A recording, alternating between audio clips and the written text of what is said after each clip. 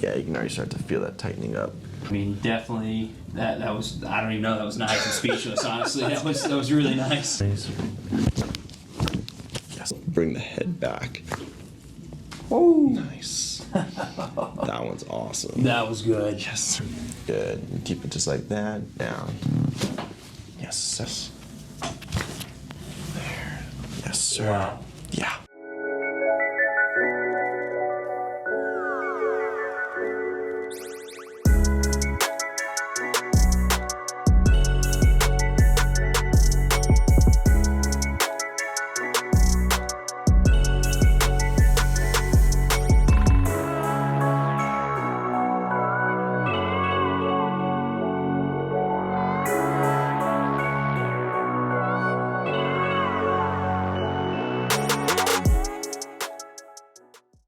So today we have Will coming into the office. Will was a patient of ours way back in the day, but he kind of fell off the wagon because he got really busy with work. He got really busy with working out, and just a lot of other life things have happened.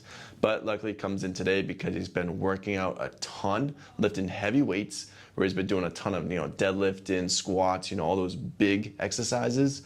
But recently he helped his buddy move from Austin, Texas, all the way up to Pittsburgh, taking the car, moving things around, sitting in the car, and flying back. So his body needs it. But on top of all that, Will is a very competitive tennis player. He played very competitively when he was younger and even coached professionally. And now he's even getting back into playing competitively again. So just that one-sided motion over and over again starts to add up, where you start to notice discomforts in your body, but especially in that shoulder you're using all the time. So what you guys will see is how we address someone that is lifting a lot more, that someone that has a job where they're sitting at the desk a lot, someone that just traveled a ton, and someone that plays competitive sports. So I hope you guys enjoy this one and check it out. Nice. What's going on, guys? Dr. Scott here at Limitless Chiropractic in Austin, Texas, and today we're here with Will. And Will's been a patient at Limitless for a while now, but he's kind of fallen off the wagon a little bit. Yep. So he'll explain a little bit about what's been going on since the last time he got adjusted, which unfortunately was a while back. Yeah, it's been, like Dr. Scott said, it's been quite a while. Kind of fell off the wagon. But man, over the last couple years, honestly, I've just been training pretty hard over at Atomic Athlete. I got back into tennis, and then I unfortunately had an inguinal hernia surgery in January, so that kind of put me out of commission. So those that don't know what that is, can you explain a little bit? Yeah. So it's when you blow, basically your organs push through, I guess, your intestinal wall. It's kind of like a ballooning, just from a lot of like bearing down. So obviously lifting a lot of heavy weight can just, and when you have one, you're out of commission for a while. Oh, it dropped me to my knees, so definitely very painful. But came back from the surgery. That was back in January, so just been training again, started playing tennis a lot more, got on a competitive team, so been playing that, and then also just typical work from home life, sitting in front of computer screens all day. And then also just took a crazy road trip from Austin all the way to Pittsburgh to move one of our good buddies up there, and that just beat me up from all the driving and then flying back, lifting all the stuff out of the U-Haul, so just excited to be here. So he's basically done everything he possibly can to come in as messed up as he possibly can just for this adjustment today. So what we're going to do is just like we normally do, we'll see how his body's doing, what's misaligned, only correct those areas, and just allow him to continue to lift all this heavy weight like he's trying to do and continue to play tennis, because he actually played very competitively in the past and was actually, you said, professionally coaching too for tennis. Yep. Used to be a professional coach back in the day. So he's not Joe Schmo just swinging a tennis racket around. He actually knows what he's doing. So we got to make sure that his body's up to par, so that way he can continue to do all that stuff too. So let's do this. Let's have you start off face down. Cool. Let's do it. So first things first, while Will's face down, I just want to feel different parts of his spine to see what's going on, and we call this spinal walking. And sometimes just by feeling different segments, you might even get a little bit of pop or a crack as well. See? And he's got the perfect colored t-shirt on right now too, just trying to match my walls. He knows that the germinating green, the army green, forest green. So right off the bat, looking a little short on that right side. Let's see. Getting even. Let's see, Will, do you notice anything when I go like this? Any tightness? Yeah, just a little tightness. Yeah, definitely. On the lower back. I'd say it might be about time to start foam rolling those quads a little bit too. Yeah. Maybe just a little bit. So what I'm gonna do is I'm gonna hold down your sacrum like this. Okay. And all I'm gonna do is I'm gonna keep both your legs perfectly straight, but try to lift this leg up as high as you can from here. Okay. So lift this leg up as high as you can. Good. And then you can bring it back down. And then you can do the other leg for me. Good. Okay, back down. Does one of those feel more difficult than the other? Yeah, that left side. Left side. Sure. Yeah. So you'll be able to see on the video too that the left side didn't go up as high. So what we're gonna do is we're gonna help correct the pelvis, and then we're gonna retest that so we can see the change that we made. So right inside here.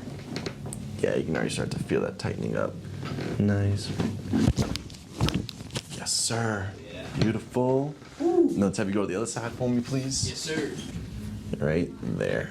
Good. You keep it just like that. You can relax it as I rock it down. Now let's have you go face down for me. I'm gonna lift this guy up. I'm gonna push down like this 3 times. Good. Nice. And let's have you lift this leg up as high as you can. Oh yeah, that's much better. Yeah. And then the other side for me. Can't make that up, right? I think it's a little bit of both, right? I think definitely just the ease of raising, but also I could feel other muscles kind of starting to fire up that weren't firing up. That's what happens when you start to correct the spine, you start to put everything back to where it needs to be. Those nerves work better, and those nerves go to those different muscles to allow them to activate more. So now when he's lifting in the gym, the muscles are gonna work much better to allow him to lift better, but also recover a lot quicker too. Yeah, so as I start feeling up his spine, one area that starts to get a little tight is kind of right inside here, right in between the shoulder blades. And then let it all the way out as I sink in. It's been a while, huh? Oh yeah. It's called taking the rust off. I'm sure I felt that one all the way up to my forehead. So I always like to double check to see if this is more of where the skull meets the neck, or if it's more of an issue that's in the actual neck. This is when you turn your head all the way to this side and relax your cheek down. And then I want you to do the same thing to the other side for me. Good. One of those feel more uncomfortable than the other, or about the same? I think this side's a little more uncomfortable. More uncomfortable. Is it more like in the neck or in the shoulder, or what are you noticing? Okay, kind of like up inside like this area? Yep. Okay, gotcha. Let's have you go face down. And whenever you play a sport that's one-sided, it oftentimes creates imbalances. So in this case, right up here, it's right where his skull meets his upper neck is feeling compressed.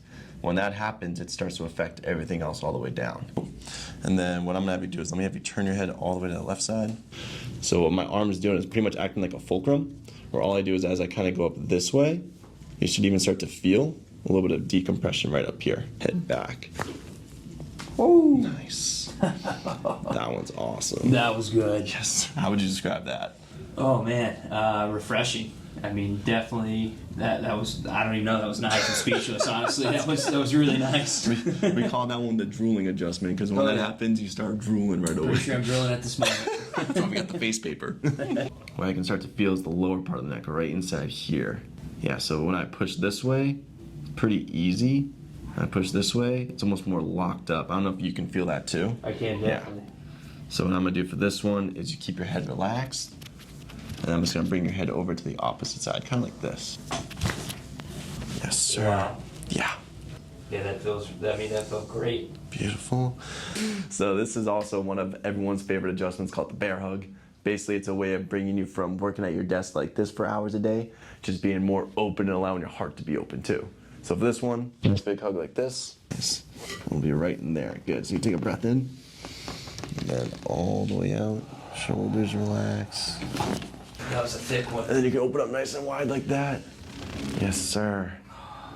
So yeah, so especially with you playing tennis all the time, you gotta make sure the wrist is looking good, which when it comes to the wrist, it's really important just to make sure that, the radius and the ulna are moving against all these little carpal bones effectively. So simply, I just come in here and I kind of bounce up and down like that. But yeah, you can feel a little bit of the calcification inside there. Yep. That calcification, that's not on an actual joint. But yeah, is it painful when I push down like this? I can feel it, yeah. It just feels, yeah. So what we're doing is just helping to create. Oh yeah, there it goes. More movement. I actually felt that in my elbow. Yeah, try moving that around a little bit. Yeah. Actually, let me check out your elbow too, because the radius goes all the way from here down here. So we just want to make sure that's looking good, because you're playing tonight at what, 9? At 9 p.m., yep. Yeah, let's see. Nice and light. I always like to adjust the elbow really lightly. There you go. Yeah, try moving that around. Yeah. Hell yeah. Yeah, it's honestly so much better. Not nuts. Dude, because like, that calcium built up. Like, but there are some days when I strike the ball here, and I mean, if I even remotely like miss hit on the racket, I can feel it just shoot up my arm. Down. So whenever you're playing a sport that's a lot of clenching, obviously tennis, you are always using your flexors. So if you just grab literally just grab a rubber band, wrap it up like this, and just start doing a ton of extension exercises until it burns. Switch it and do the other side. That's one of the best ways to help strengthen your extensors to help counterbalance how much flexion you're doing too. We always call it like the tennis muscle, The tennis elbow. Yeah, in college, everyone knows you do tennis this little elbow. ball here. Yeah. But yeah, no, that makes a lot of sense. I'll add that in because, like I said, anytime I miss hit a ball, I mean, there's times where I'm just like clenching it. I'm like, okay, what did I just do? Start doing that literally every day. If you're doing like calls and stuff like that, just roll it up there, do it until it burns, and then just switch it, do the other side. It's one of the best ways to help strengthen here, so that way that feels a lot better. Cool. To allow this shoulder to move a lot better, because I know it's swinging a lot. What's the fastest serve you've ever had? Oh, probably the mid 120s. Are you serious? Yeah. What's like the fastest serve ever? I think 150. I think John Isner hit one like 152 a couple years ago. Holy shit. I don't know if I still got that much gas in the tank, but I can put that down. I can still rope it here and there. Okay, good. You can still rope it. You hear that? Yeah, I can still rope it. Yeah, so as I'm feeling Will's neck, one of the things I notice is here, pushes really easily. Here, not as much. And you can even see just as his head's laying there, exaggerated, you're turned a little bit this way and even flexed over like that. Do you ever feel like when you look in the mirror, your head's not on perfectly center? It's funny, I actually noticed that this morning, so I was wondering, I was like, what's going on here? Sometimes, and correct me if I'm wrong, but sometimes I'll even put like my hat on, and I feel like it kind of looks like it's leaning, but I take it, it's my neck. So he was definitely getting ready for his chiropractic appointment, looking at all of his posture. And so that's actually super common, is whenever you're out of alignment, one of the things that you see is one shoulder higher than the other, or your head tilted one way or the other, and that's because your eyes are just trying to find out where level is, where it will sacrifice the rest of your body to try to keep your eyes level. So for this one, we're actually gonna do it a little differently. I'm gonna have you sit all the way up. So first, I just want to come in here and feel the segment. So yeah, we moved that really well. So now it's C2 right there. Sometimes when I'm poking it, can you even feel that too? Oh yeah. Right there, Yeah, it's tight. It's all right. Good. So now I'm just gonna move it up and down a little bit. Good. You can relax that left shoulder. Good. Simple. Wow. Yes, sir. Good. I'm just gonna shoot you a little bit. I'll make sure everything stays like this. Get spinal hygiene, baby, right here.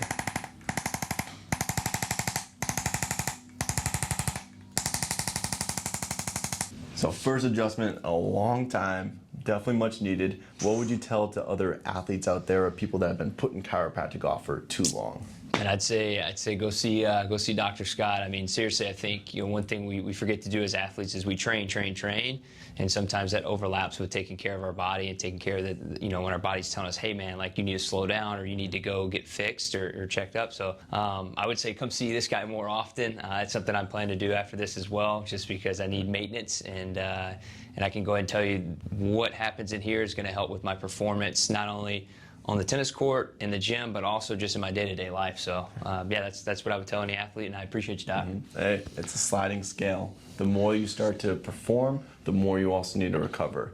And right in that middle, that's the sweet spot. So take Will's advice, go get yourself adjusted. If you're in Austin, Texas, you can get your butt over here, and we'll see you again next week. Awesome. Hey guys, I hope you enjoyed the video. If you want to see more, click the subscribe button below. And leave us a comment if you liked our videos or if you even didn't like our videos, and also what you'd like us to do in the future. And we'll see you guys again next time here at Limitless Chiropractic in Austin, Texas.